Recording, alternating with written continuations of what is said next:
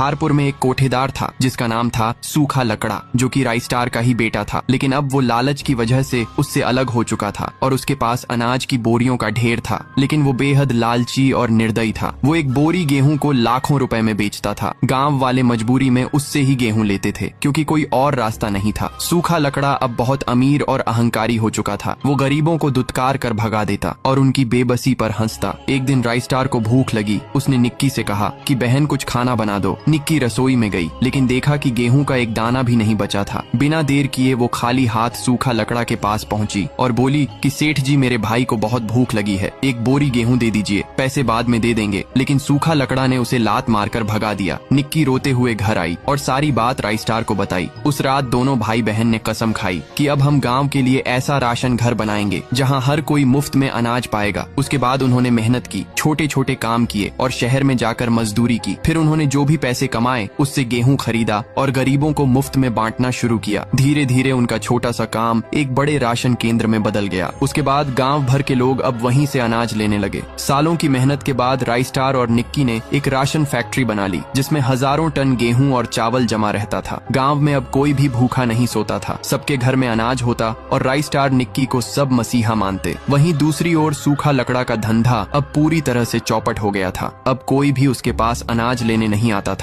उसकी दौलत खत्म होने लगी और वो गुस्से से जलने लगा। फिर एक रात जब राइस्टार शहर गेहूं लेने गया तो निक्की फैक्ट्री में अकेली थी। तभी सूखा लकड़ा अपने कुछ गुंडों के साथ फैक्ट्री में घुस आया। उसने निक्की को बांधा और कुछ गेहूं की बोरियों के साथ गाड़ी में डालकर ले गया। गाड़ी सुनसान पुल पर रुकी और फिर सुनाई दी एक दर्दनाक चीख। उसके बाद निक्की को सूखा लकड़ा ने पुल के नीचे फेंक दिया, जिसकी वजह से निक्की की वहीं पर मौत हो गई।